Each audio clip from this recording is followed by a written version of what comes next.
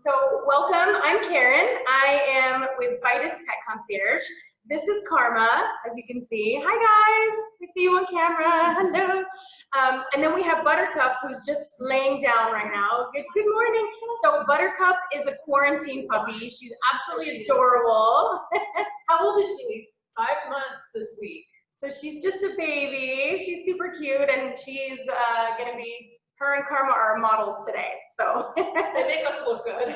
And Karma will repeatedly walk in front of the camera because she's known for that, so. All right, guys, so again, welcome. I'm Karen, and we are at beautiful FIDUS Pet Concierge with FIDUS in the background here. And I am joined by the lovely Andrea with SpotOn Training in San Diego. She's our fantastic local trainer here that we just absolutely love. I've worked with her for a number of years. And so very honored to have you here today. Thank you. So let's talk a little bit about why we're here, and that's for dog anxiety. And really, I didn't even know that was a thing until a few years ago, where, you know, we see all these behaviors from our puppies, and now even more so with quarantine, we've been forced to spend an abundance of time with our dogs, right? And so they're used to having us at home, and we start to see these behaviors that come up with it, and we don't even realize, well, is this dog anxiety? Like, what is it? And so let's talk a little bit about, like, what is dog anxiety? Is this like a real thing? Yeah.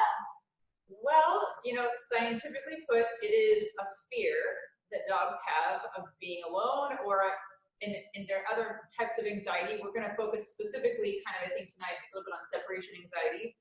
But there are lots of types of anxieties, but it has to do with a fear and an inability to relax or self-soothe. And it is scientific. It happens. It's not something that they just make it up or that they can control. It has to do with the chemical reaction in their brain of the situation, the stimulus that's around them that's causing them to feel a certain way. And if they feel that certain way, if they feel scared, then they might act out accordingly so that they're expressing their fear, whether they're barking incessantly, oh my gosh, I'm alone, I'm alone, I'm alone, or they could even harm themselves, like they're scratching at the door or chewing on something that's dangerous. So it is a real thing, and it isn't not fun. And the cure for separation anxiety, if you were to say there's a cure or help for it, is a combination of doing behavior training, modification training, getting them to learn to self-soothe, and getting them to learn that it is okay and that they are perfectly fine being alone. And that is not something that is easy for a pack animal to do. Yeah. And dogs are definitely our pack, and they are pack animals. So it is a harder thing for them to learn, and they have to develop that skill. It's not something that they just have. Okay. So would you say that, like, you know, you got a brand new puppy like Buttercup, like how would you like work on something like you're home all the time with her right when you got her? I know, I did. I had not planned on getting a quarantine pup. The quarantine came 2 days after I got this puppy that I had planned on getting for years and years. We waited for our last dog to pass, and then we got this new puppy. And 2 days later, they said, don't leave your house. And I, of all people, was like, oh, big problem up ahead. I see that that's not going to be okay, because I know you're supposed to leave them every day. And you're supposed to teach them that's normal, that we can separate and that we can live through the experience.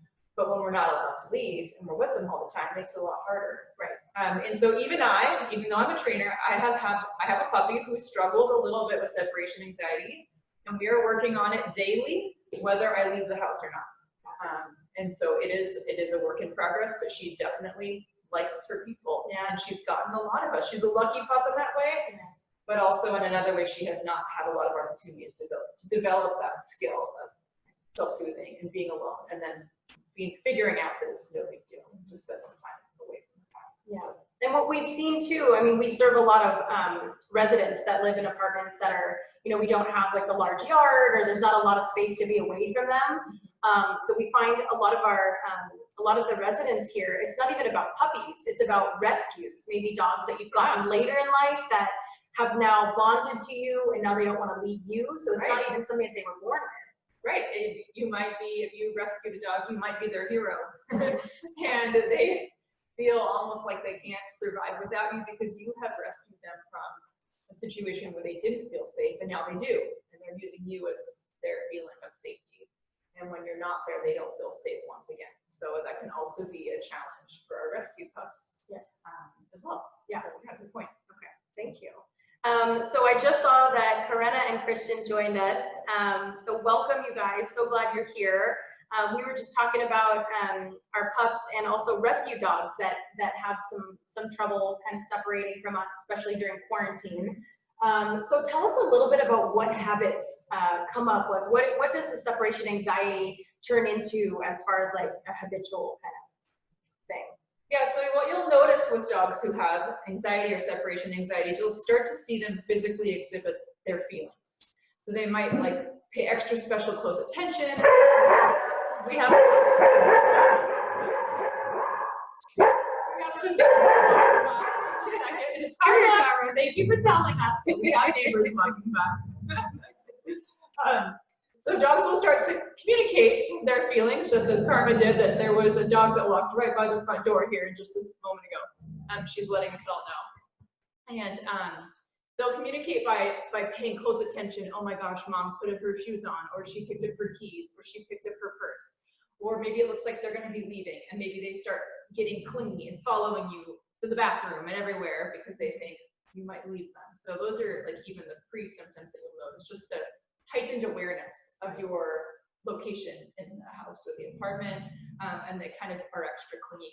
And then it will develop even into like, if you have to put them in a crate or if they're loose, they start maybe whining, they can start barking, they can start pacing, they can paw. They can be destructive in the home because they take their anxiety and they turn it on the couch cushions or the floorboards or things that we don't want them to be destructive with. A lot of it is vocalizations. You know, some dogs will howl, other breeds will have a high-pitched bark that goes on and on and on forever. And they sometimes will get to the point of exhaustion where they just like are exhausted, but they just keep doing it. So yeah, it's a real thing, and it isn't fun to watch them feel that way. It isn't fun to be a neighbor, right? And it isn't fun for them, most of all. It's something that needs to be addressed so that your dog can feel happy and relaxed. Right. Okay. And so what do you recommend, like what are some things that we can do as pet owners that kind of are seeing this anxiety come out in different ways? What are some things that we can either let them do by themselves or things that we can do while we're home with them to help them for when we're gone? I love that question because I think people always think that they have to leave the house and let their dog be alone to learn how to self-soothe. When you can actually proactively teach your dog to be home alone even when you're home. I know that sounds weird, like how do you teach them to be home alone if you're home, but you can.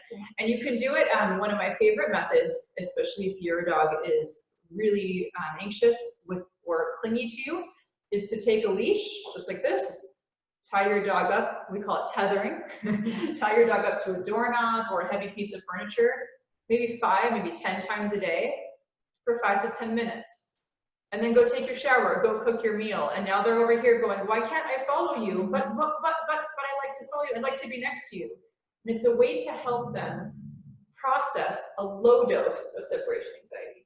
You're still home, you haven't left them all alone, but yet they don't have that freedom to be next to you. So they're beginning to process those feelings, and you'll see them have that anxiety and that they might whine or they might pace or they might bark. And then they think, oh, well, you're way over there on the other side of the room or maybe in another room, and I'm still okay, I'm all right. And it's less for them to process. So it's that beginning of the process of them being left alone. And you can do it for chunks of time when you're home during the day. And I know it sounds weird to tie your dog up, but you're teaching them a valuable lesson, and you're home, so they're safe. Yeah. They're not going to get hurt. You're not going to tie them up and walk out of the house, but you're going to do that until they learn to relax. And you see them napping in tethers, or you see them just ignoring you. That's when you can go back and release them. Yeah. But if they're watching you like a hawk and they're pacing and they're whining or maybe barking, then it's not a good time to let them go. Got it. So they have to sort of self-soothe. It's that baby in the crib thing. Yeah. Karen and I, both being moms of little ones, know that sometimes you just have to let them cry it out. Yeah. And it is painful to the mothers, but it is important that they sometimes learn that too. Yeah. So that is one method that you can be actively pursuing on a regular basis when you're stuck home every day. And it makes it a little easier when you do have to leave. The other thing you can do, if I were to give you a second bit of advice, is the triggers that you would normally do when you're gonna leave the house are anxiety triggers.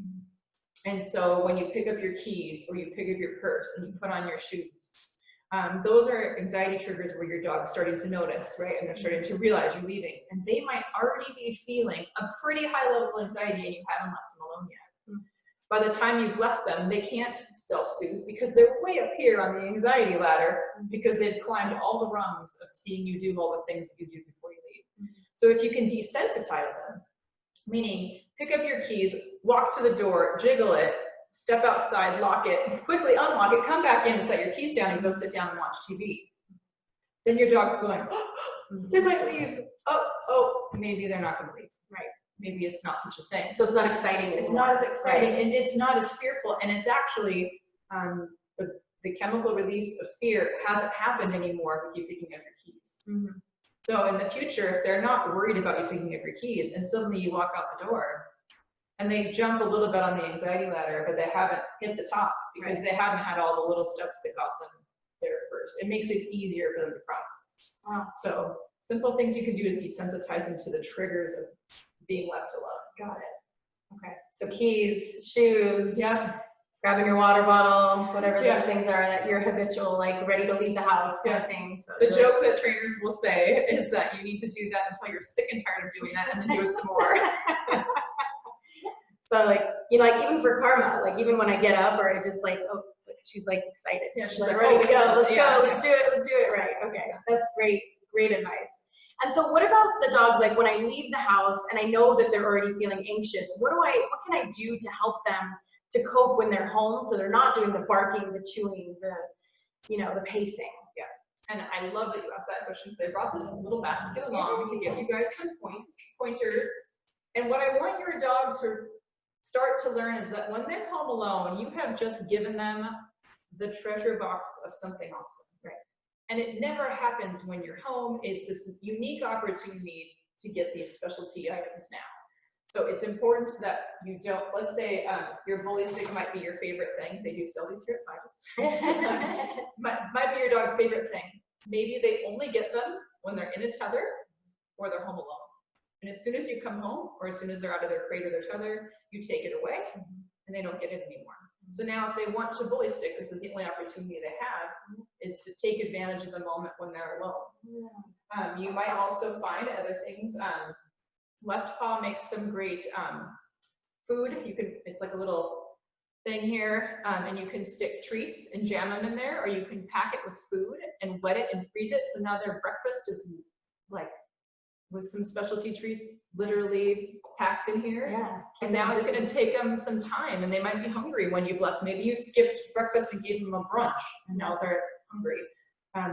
It also works great. Kongs are a popular one. You might have heard of them before. A little bit of cream cheese, peanut butter, honey, canned dog food, which they do sell here as well. Stick it on your finger and put it way down deep in there. And you can freeze it if you want to in advance so that it's a little harder for them to get out. Dogs also love Honey Nut Cheerios. Do they? I know that. Children. Small children. Yeah. So if you can put some Honey Nut Cheerios in there, like on top of the sticky peanut butter, nice. Now there's another special treat. Yeah. And if you come home and they have not even touched it yet, you're going to take it away because they can only have it if they're home alone. Other things might be like a rawhide, or this is considered a no-hide chew. It's one of Buttercup's favorite. They have dental chews. This one is called a whimsy. Your dog might like antlers, another popular one. They do sell the Wild Weenies dog treats here, and I love to put them, this is one of my Buttercup's favorites. I like to put them in toys that have a little opening where it's a little bit hard to get them out. So they'll bounce them around either the yard or their playpen or the house if they're loose in the house. So if we're to take one of these, they're interested. Yeah, they're interested. And you stick it in here like that, and now you can leave the house and give them something to do. So they get a special prize for that somehow. If they're interested. Keep them busy. Yeah. I love that. What a good way to keep their mouths busy and focused on something, you know. What about like doggy TV. Have you ever heard of that? Like just turn on YouTube, or there's like channels I think on time or like Charter where it's just like dog TV. Like do you find like that actually helps, or is that? Yeah, so as long as that is not a trigger for Okay. their anxiety. So what you're doing every day when you leave is turn the TV on for them, or you turn the radio on for them. Now that becomes a trigger, like you picking up your keys. But if you set the TV on an hour before you leave and then you walk out the door, then that actually could be something that stimulates them in terms of like what they're listening to or what they're seeing. So you can definitely do that. Okay. Okay. So a question that we get a lot from our clients is, you know, my dog is just so needy. And I don't know if that has something to do with like their anxiety when they leave, but when they're with me, it's always like nonstop, like has to be on my lap, has to be touched in order to like relax. Like, and so here I am like feeling like I have an obligation as their owner, like, or their rescue parent or whatever, you know, to just constantly like give them what they're asking for. Now, do you feel like that helps or hinders their ability to deal with that anxiety when I'm gone? Actually hinders it. So when dogs are over bonded, that's the term that I use. Over bonded. Over bonded. Oh, it sounds fun. Bonded is good, right? We all want our dogs to Yeah. be bonded to us, but over bonded means that they can't function without your presence. So if your dog sits outside of the bathroom or tries to be in the bathroom with you when you have to go potty, that might be over bonded. Yeah. If your dog can't be away from your side, like if you go to change your clothes and they have to follow you, or they're very needy for attention, like pet me, pet me, pet me, pet me, and they kind of climb in your lap, or they're a little pushy for love. That actually is helpful if you can at times say, no, I'm not letting you follow me to the bedroom. I'm going to close the door and change by myself. Not that they shouldn't be in there, but they need to be able to sometimes process, mom doesn't need me, right? They don't need to be by my side all the time like I thought. We can accidentally validate their feeling of this over bonded back, and they think that we're over bonded back to them. And then it makes it extra hard for them to try to process, well, if they're bonded to me that way, then they're leaving the house and that's not okay. So if you're able to close the door more often, or they're trying to push their way onto your lap, and you can kind of elbow them back and say, no, I need some personal time. I need you to settle on the floor. Later I'll call you up in my lap, but not right now. Right. Those are helpful for dogs to learn that we're not over bonded back. Yeah. Okay. That's hard though, because you know you're used to like you love loving on them when you're home, and you know the mutual feeling. But it makes sense that you want to give them their space. And they might need it, and they're not even aware that they need it, just to help them deal with it later on. Right, because they might not be able to relax even when you're home until you're touching them. Yeah. Also, when we reunite with our dogs is a time that we accidentally, typically as pet parents, including myself, have a hard time with remembering this. When I come home or I see them after it's been a while and they're exuberantly happy, and it feels good. That's what we get dogs. It feels so good. And you want to be exuberantly happy back. And kids are the worst. They are exuberant to see their pets. It makes it actually a little bit difficult, because then your dog thinks the highlight of my pet parent's day is when they come home from work. Well, guess what? When they're gone, when you're gone, they're waiting for you to come home, because that's like their trick almost, that they can make you that happy. Right. So if you can make greetings when you've been away a little less exciting on your end, wait until they calm down, and then go sit on the couch and then say, I miss you so much, honey, come, and kind of do that lovey thing then. But don't do it the moment you see them, because that actually reinforces being away was so wrong. Wow. So I've been doing that wrong. It's so true. Yeah, that's so true. Yeah. Okay. Gonna remember that. So just come in nice and calm, put your keys down, get settled. You didn't need them. Yeah. You missed them, but you didn't need them. Right. Okay. Yeah, that's great advice. Okay, so what other things would you say could help my dog with the separation anxiety when I leave? Like, what if it's not just me that's playing with them? Like, do you think like, you know, having the neighbors come over or a pet sitter or something like that, is that something that's helpful? Absolutely. So breaking up their loneliness with activities will make them tired. It will make them less anxious. It will make them less needy of you. Because now, let's say you have a dog walker and they come every day at a certain time, and there's this like, my mom's not home, but you know what? Someone else came, and I have more than one hero. And it makes it less intense for them to be away from you. We have many visitors passing by today. It makes it less intense. So having a dog walker, having a play date with another dog, maybe in the morning, or getting out to the dog park, letting them get nice and tired so that they're exhausted. Yeah. A tired dog is a less anxious dog. Yes. Yeah, so sure. definitely that. Having a trainer come to your home, like someone like myself or someone else, can be helpful as well. To be in your home and to give you tips and pointers. Some dogs' anxiety is through the roof, and the tips that we're giving is going to help, but it's not going to be enough, and you might need help from your vet. You might need other type of help. So some cases are more severe and they take a little longer. So don't be afraid to ask for a professional's help if you need to. Yeah. And I know in some cases, like people like to use like these CBD oils, or like we sell like a CBD peanut butter that tends to work for some dogs, just depending on how often they have it. And then, you know, some people do like the natural stuff. I know that sometimes a veterinarian will prescribe something, but we always use that as a last resort. Yeah. We try everything first, and that's not enough. Then we go ask our vet for help, and we do that in conjunction with training. So behavior modification medicine and behavior modification training together can be effective for the severe cases. Yeah. Great. Okay, so do you have anything else? No, I want to meet you guys. So let's talk a little bit about you guys. So I'm going to go ahead and unmute, and if you guys can think of one question that you're just dying to know about dog anxiety. You know, we started talking a little bit to Diane from the beginning, so we'll kind of unmute you first, Diane. Go ahead. You were mentioning that you had a German Shepherd that expressed some anxiety. Do you have a specific question that Andrea might be able to help you with? Sure, yeah. I want to get your take, Andrea. I'm not sure if you mentioned this in the beginning, I apologize, but like I know Karen asked about the CBD, just like the alternative like stuff that they can take for anxiety. I actually bought an anxiety vest a couple of years ago for my dog, and I didn't really find it very helpful. I don't know what your take is on maybe I didn't do it right, or you know, if you know, in your professional opinion, if that's helpful.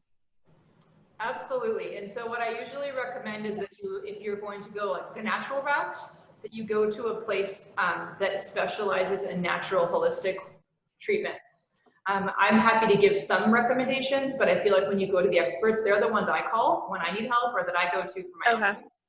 And I did a CBD oil for my dog the entire year. He had cancer and he did great. And I didn't want to go. And I also was working with my vet, so I was using Western medicine as well, and he was on other medications in addition to it. So use your vet and use a holistic helper. Experts in the area, Dexter's Deli, Del Mar, Metropolis, Solana Beach, or La Jolla, Decker's La Jolla, folks like that. Even Dirty Dogs has great employees who are knowledgeable about these things, and these I recommend that you go to the person that is specialized in that. I don't sell things, but yeah, it can definitely help because we're saying it is a biological or a biochemical reaction in their fear, that there's medication that helps with that. Just like people with depression or anxiety can take medication and along with therapy, maybe make a bigger difference in their life. So that's something that you would go to the specialists for. It's a good question, but yeah, absolutely. Thank you, Diane. Yeah. All right, and I'm gonna unmute Ryan and Tiffany with Azula. I'll go ahead and unmute you guys. Do you guys have any questions for Andrea regarding pet anxiety? So we already asked Andrea a lot of questions for anxiety. We've already asked her a lot of things. I can't think of anything on top of my head. I think one of the things that I'm just a good takeaway from this is when I do come home, not to hype her up that I am coming home, and just kind of, I guess, settling in, actually taking my shoes off, putting my purse down, and giving it a couple minutes before I actually like interact with her so she's not so crazy. Because when those paws start jumping in the air, they just get too close to my face. She's getting a little big. You know, yeah, she's getting taller, so that's definitely something that we'll try to implement, and it's such a hard habit to break because I'm so happy when I see her when I get home, but yeah. It takes a lot of self-control. Yes, I have to train myself. I love how she's like rolling around, by the way. That's like the best part. Yeah. Talking about me. Dog. And she's been making huge progress with her shyness in public. I'm super proud of all the work you guys are doing. Thank you. All right, thank you guys. Corinna and Christian, I'm gonna unmute you guys. Did you guys have any questions for Andrea? Hi. I mean, I'm just kind of curious to know if this is really maybe some sort of anxiety. I apologize. I'm in a parking structure. We've noticed, well, first and foremost, we've been working with FIDUS with her anxiety, especially with other people, and it's been phenomenal. Like Isaac and David have been walking her along with Lotto, which is a fellow FIDUS little pet friend, and that's definitely been helping. But we've noticed she has a lot of anxiety when she sees other dogs. And we just can't get her to just go and say hi or sniff another dog. And kind of curious to know, like, is that something we should be concerned about? And how do we approach that issue? And how do we try to resolve it? Yeah, so it sounds like you're talking about like leash anxiety. So you're on a walk and then you see another dog. Is that correct? Yes. Yeah, and we call it leash reactivity, and it is also a real thing, and it's also a chemical reaction. And it's not an easy one to overcome, just like how separation anxiety. Any behavior that is triggered from a dog's emotional state or time to train.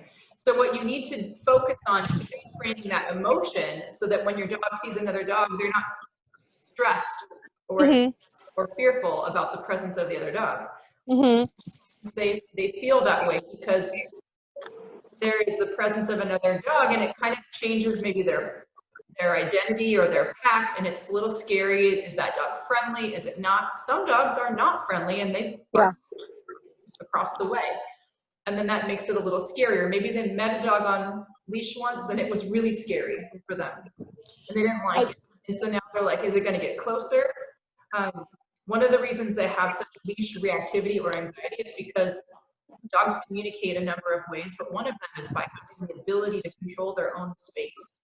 Okay. So they're fearful and they want to leave a situation. If they're off leash, they'll just leave it. Yeah. They see another dog and they want to say hi. They just run up to it. Like, look at the dogs. You'll see some making distance and some like decreasing distance. Yeah. Ways they're communicating. So the other dog already knows that dog wants to come closer or it doesn't. But when they're on the leash, we're controlling their distance. Gotcha. And then maybe they'd rather walk away, but they can't. And we're moving closer to them. Or that dog's moving closer to them, which is a little bit of a scary thing because they're making an offensive move. And then it puts your dog feeling like they're in defense. Gotcha. That makes a lot of sense. I mean, I guess I consider her a rescue. So I do feel like she has passed, I hate to say the word trauma, but even recently there was a dog on a leash and unfortunately kind of decided to pin her. And I think that kind of triggered her a lot more. So I guess my curiosity is, should we just continue to bring her around to other dogs and just put her, like, kind of let the leash loose and let her, not force her and like tell her to come, like the dog is fine? Yeah, it sounds like you're kind of on the right track. You don't want to force her to say hi to anybody if she's nervous about it. I usually recommend taking treats with you on a walk. She loves treats. Yeah. Wild. She's obsessed with treats. Get some of those. Anytime they see a dog, the first thing you should do is say, "Yay, it's a friend," and give them a treat. Got it. Gotcha. Super far away. So you start awesome. Emotion. I'm so sorry. I think I'm losing connection, but we know as we approach a group of dogs, I'm hoping this will help maybe. But thank you. I really appreciate all the insight. Feel free to text me and you and I can set up a phone call free of charge. I can give you some more pointers. Fantastic. Thank you so much. Yeah. All right. And then thank you so much, Karina. And then Raina, I'm going to go ahead and unmute you if you have any questions about dog anxiety for Andrea. Yeah, thank you. I had a question about my dog. I mean, as you can tell, she's right here. And anytime I'm home, which I happen to work from home now, so she's really used to me being around. I don't know how to tell if she has anxiety when I leave. As a baby, she would destroy things, but now she's not like that. So I don't know if I can tell, like, if she's having anxiety or what the case may be. That's question A. Question B2 is, because of her age, she's older now, can I still train her to, like, the tethering that you mentioned? Like, she already kind of knows that when I'm here, she gets to hang out with me, which is every day. But on days where I do go and I am out all day, like, will that still work considering her age? Yeah, and dogs will learn at any age. It's Okay. a little harder to learn when they're older. It's a little slower of a learning curve, but they can always learn. So age should not be a deterrent to training.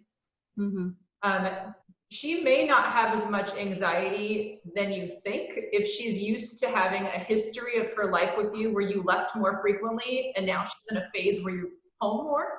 Yeah. It would be much easier for her to go back to, well, she used to leave a lot and I used to be okay with this. Getting complaints from your neighbors, or you're finding things destroyed when you come home, or if you go to, check the mail and she's drooling and slobbering and stressed out over even that, then maybe she's gotten a little too accustomed to being home so much. It's been, our dogs love it. They would prefer that we never leave. But it does make it hard for us going back to real life. Yeah. Okay. That's helpful. Yeah. So I don't think that she has anxiety. And the other thing too is that she's losing her hearing. So before she would hear us immediately when we walked in and she's going crazy and really excited. But now she can't even tell when we walk in the door, which is a different issue. But it also helps to where when she does notice, like, oh, you're home, you didn't tell me, she then, like, is a little bit more calm. She's just like, oh, okay, hi, and, like, kind of comes. But we actually are trying to do better, if not getting so excited when we come in, because she doesn't hear us anyways, so we can get things done and not have to, like, interact right away. So yeah, okay, but that's helpful. I appreciate it. Thank you. Thank you, Rena. Yeah. All right, so I'm going to go ahead and start wrapping up. Let's talk a little bit about where to find more about your training, Andrea. Where can people find more about you and your training? Yeah. Well, obviously the interweb is the easiest place to go. You can Google SpotOn Training San Diego. My website is spotontrainingsd.com. You can look me up on Yelp or any of those things, and my cell number is up there. Texting works great. You can submit a form on my website if you just want me to reach out to you that way. But yeah, just send me a message and I will reach out to you. And I do private in-home lessons. And I will be getting back to my group classes very shortly with some exciting new formats that I will keep you all excited, wondering about. There'll be a new format for my group training classes, and it's in the works. Cool. I can't wait to hear more about that. And of course, if you guys, FIDUSPet.com, you guys are always welcome to log on there. Our Instagram is probably our most fun place to be. Yep. So thank you guys so much for taking the time out of your nights. I know we're on Zoom calls all day, so it's so nice to see all your faces and some of the puppies here. So thank you guys again. Have a great night. If you have any questions, please don't hesitate to reach out. Thanks for Thank you so much. Appreciate it. Bye, guys. Thank you. Thank you. Bye. Bye.